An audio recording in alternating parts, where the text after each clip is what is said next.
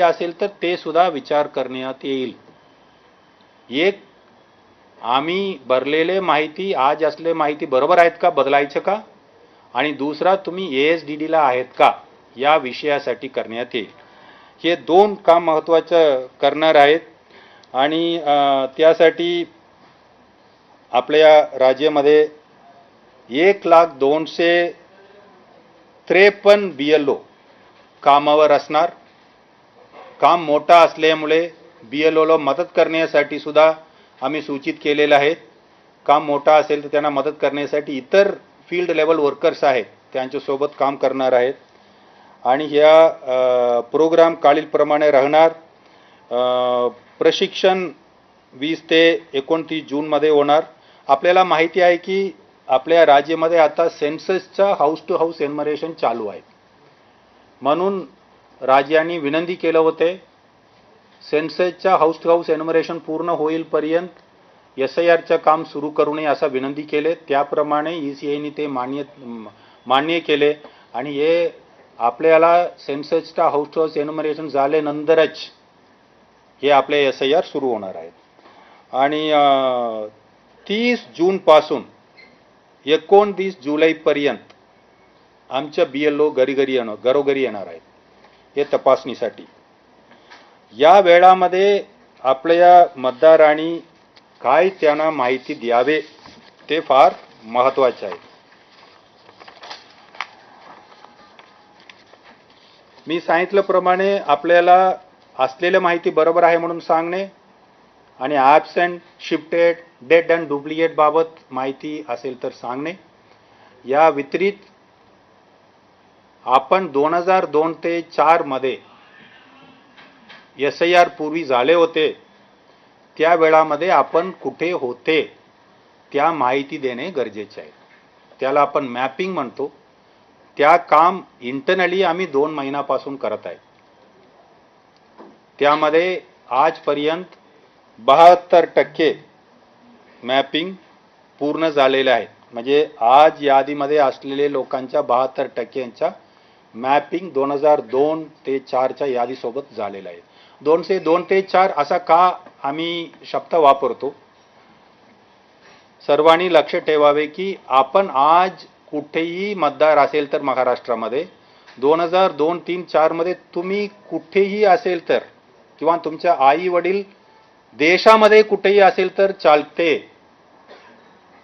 आज मी कोलाबामध्ये आहेत किंवा पन्हालामध्ये आहेत किंवा आपण नाशिकमध्ये आहेत, परंतु 2002, 3, 4 मध्ये मी होते नागपूरमध्ये होते किंवा मी चेन्नईमध्ये होते, दिल्लीमध्ये होते. देशामध्ये कुठेही असेल तर चालते. या शोधण्यासाठी आम्ही इलेक्शन कमिशननी त्यांच्या वेबसाईटमध्ये voters.eci.government.in या वेबसाईटमध्ये पूर्ण देशाच्या प्रत्येक राज्याच्या AC निहाय, जिल्हा निहाय यादी उपलब्ध करून दिलेल्या आहेत. आपण पाहू शकतात. आणि तिथे आपण राज्य, जिल्हा, AC निवडले. तुम्ही कुठले भागामध्ये मतदान केले तुम्हाला माहिती नसू शकतात, मान्य आहे. परंतु आपण कुठले AC मध्ये होते, असेंब्ली कॉन्स्टिट्युन्सीमध्ये होते, मतदारसंघामध्ये होते, ते त्यावेळचे आमदार तुम्हाला आठवत असेल किंवा तुमचं मतदार संघाचं नाव आठवत असेल, त्याप्रमाणे आपण आपल्या नाव टाकून शोधलं तर आपल्याला नाव मिळतील. तुम्ही लोकल लेवलपर्यंत, पार्टपर्यंत गेला तर पटकन 3-4 नावमध्ये आपल्या नाव मिळतील. नसेल तर तुम्हाला नावाच्या संख्या जास्त येतील, त्यांच्यामधून आपल्याला आपल्या नाव बरोबर कुठे आहे शोधून काढायचे आहे. तो आपण हे आम्ही करत आहेत. प्रत्येकाने फार काळजी करू नये, आम्ही करून येत आहेत. परंतु तुम्ही समजा मतदार परराज्यातून आले, आमच्या BLOना कळणार नाही तुम्ही कुठून आले म्हणून. तो येताना आपण कमीत कमी एवढं सांगावे की आपण कुठल्या राज्यामध्ये किंवा आपल्या राज्यामध्ये कुठल्या मतदारसंघामध्ये होते एवढं माहिती सांगितलं तर आमचे लोक शोधून काढणार आहेत. परंतु आपल्याला कम्प्युटरला माहिती आहेत, वेबसाईट आपण सहजपणे वापरतात किंवा मोबाईलमध्ये आपण शोधून माहिती वगैरे काढतात. असं असेल तर आम्हाला मदत करण्यासाठी आपण voters.eci.gov.in ला जाऊन आपल्या राज्य, जिल्हा मतदारसंघ शोधून आपले नाव काढून ठेवले. काय माहिती काढून ठेवायचं? राज्य, मतदारसंघ, कुठले पार्ट म्हणजे बूथ आणि आपल्या सिरियल नंबर एवढे 4 आपण शोधून काढले. BLO आपल्याकडे येताना आपण उपलब्ध करून दिले, पुरेसा आहेत. हे कशासाठी आम्ही माहितीसाठी सांगतो, कारण लोकांच्या मध्ये असं वातावरण आहे काय SIRला आम्हाला करायचं माहीत नाही. आज तारीखला आम्ही तुम्हाला 30 जून पर्यंत आपल्याकडे येईलपर्यंत आपल्याला करायचं असेल तर एवढंच काम करायचं आहे. तुमचं नाव आहेत का शोधून काढायचं. समजा आपल्याकडे हे माहिती मॅपिंग करायला पहिले मॅपिंग मिळालं नाही असं गृहीत धरू. काय करावे? इलेक्शन कमिशननी 11 सर्टिफिकेट आपल्याला लिस्ट करून दिलेले आहेत. त्यांच्यामधून एक सर्टिफिकेट किंवा या व्यतिरिक्त सुद्धा आपण यापूर्वी इथे नागरिक होते किंवा रेसिडेंट होते, तुमचे जन्म 87च्या पूर्वी झाले होते, असा पुरावा असलेले कुठलेही सर्टिफिकेट चालते. त्याबाबत आम्ही पॉलिटिकल पार्टीला वगैरे विनंती केले. आणखीन काही सर्टिफिकेट याला ॲड करायचे असेल तर कृपया सांगावे, त्याप्रमाणे आपण करू शकतो. आपल्याला वाटते की या मार्फत असलेले 11 सारखे इतर कुठले सर्टिफिकेट त्या दर्जावर आहेत, तसा असेल तर आपण कळवू शकतात, आपण कन्फर्मेशन घेऊन करू शकतो. सो 2 विषय आहेत. मॅपिंग असेल तर आपल्याला दुसरा काही डॉक्युमेंट देण्याची गरज नाही. मॅपिंग नसेल तर डॉक्युमेंट काही आपल्याला द्यावा लागेल. आता मॅपिंग असेल तर सुद्धा काही इन्फॉर्मेशन टेक्नॉलॉजी वापरून कसा आपण डुप्लिकेट काढतो, इन्फॉर्मेशन टेक्नॉलॉजी वापरून त्याला लॉजिकल डिस्क्रिपन्सी किंवा अनॉमलीज आहेत का तपासण्यात येते. समजा एक माणसाने त्यांचं नाव 2002च्या यादीमध्ये लिंक केले, पण सरनेम जुळत नाहीये किंवा नाव जुळत नाहीये, ते डिस्क्रिपन्सी म्हणून येतात. असा एक 4-5 डिस्क्रिपन्सी आहे, आपण यापूर्वी पाहिलेला आहे. तसा डिस्क्रिपन्सी असेल तर त्या डिस्क्रिपन्सी संबंधित डॉक्युमेंट शोधून ठेवायचे. म्हणजे 11 डॉक्युमेंटला जाण्याची गरज नाही. समजा उदाहरण म्हणून सरनेम बदललेलं आहे लग्नाच्या नंतर, लग्नाचा पुरावा पुरेसा आहे.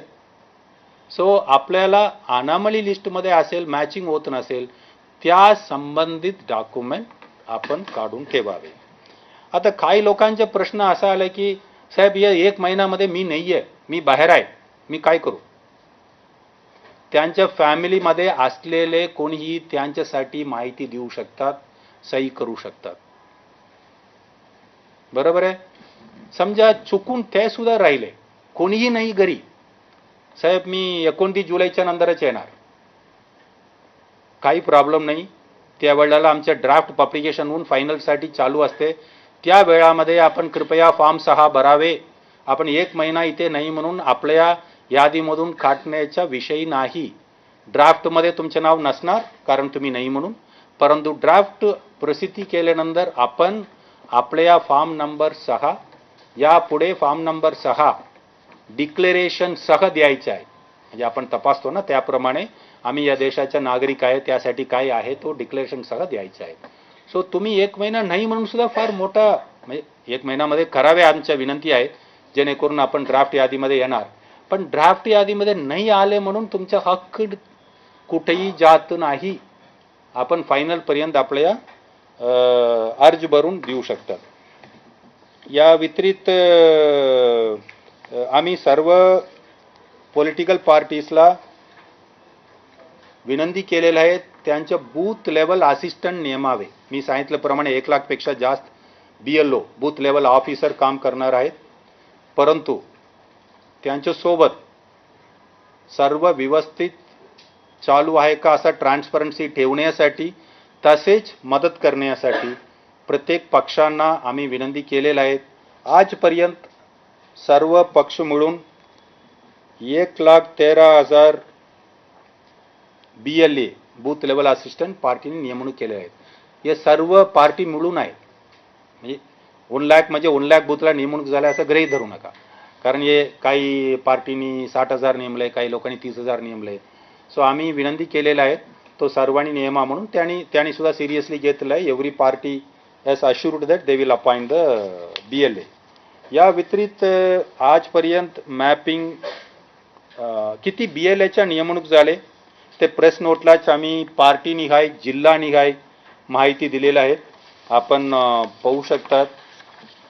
मॅपिंगच्या मी सांगितल्याप्रमाणे मॅपिंग पूर्ण झालेलं आहे. आणखीन 1 महिन्यामध्ये आणखीन मॅपिंगच्या टक्केवारी वाढण्यासाठी आम्ही प्रयत्न करणार आहोत. या व्यतिरिक्त आपल्याला काही शंका असेल तर कृपया विचारा. मुंबईमध्ये आता रिडेव्हलपमेंट मोठ्या प्रमाणात सुरू आहे आणि बरेचसे नागरिक हे तात्पुरते भाड्यावर शिफ्ट होतात आणि त्यांचा मेन मूळ ऍड्रेस तोच असतो, पण आफ्टर रिडेव्हलपमेंट त्याच्यामध्ये बदल होणार असतो. आता या लोकांकरताची तजवीज तुम्ही काय केली आहे की जर ते घरी पण सापडणार नाही, त्यांचा जो हे आहे मेन ऍड्रेस, आणि ते टेम्पररी शिफ्ट झालेले असतील त्यांचा समजा पत्ता नाही सापडला तर काय व्यवस्था केली? सो आपल्याला सांगतो इलेक्शनच्या संबंधित कायद्याप्रमाणे टेम्पररी आणि परमनंट असा काही नाही. रेसिडेंट ऑफ अ प्लेस असं ordinary resident of a place असं आहे. सो या ठिकाणी ते राहत नसेल, दुसऱ्या ठिकाणी राहत असेल, त्यांनी त्या ठिकाणचा अर्ज भरून नाव घेणे अपेक्षित आहे. त्यांनी तसा घ्यावे. डबल नाही होणार, इथे डिलीट होणार. डबल नाही होणार. फॉर्म नंबर 6 मध्ये लिहिलं असते माझे नाव यापूर्वी इथे होते, इथे वगळावे म्हणून त्यांचं असतात. त्यावेळेला इथे फॉर्म भरायचं. तसा कायदेशीर नाही. वर्ष 1.5 वर्षाचे आहेत का, रिडेव्हलपमेंटला 5 वर्ष आहेत का, ते आमचा विषय नाही आहे. परंतु तुम्ही तिथे राहत नसेल, कुठे राहत आहे तिथे अर्ज करणे अपेक्षित आहे आणि पुन्हा आले तर तिथे पुन्हा भरणे अपेक्षित आहे. कुठले ठिकाणी तुम्ही राहत आहात आज त्या ठिकाणी भरणे अपेक्षित आहे. या व्यतिरिक्त काल सुद्धा काही पक्षांनी आले होते, त्यावेळेला त्यांनी म्हटले की आम्ही विशेष काही पॉईंट देऊ, त्याबाबत इलेक्शन कमिशनला विनंती करा म्हणून. असं काही विशेष आलं तर आम्ही विचार करू. परंतु आज तारीखला कायदेशीर पोझिशन हे क्लिअर असू द्यावे. लोकांनी कुठे ऑर्डिनरी रेसिडेंट आहे तिथेच असणे अपेक्षित आहे.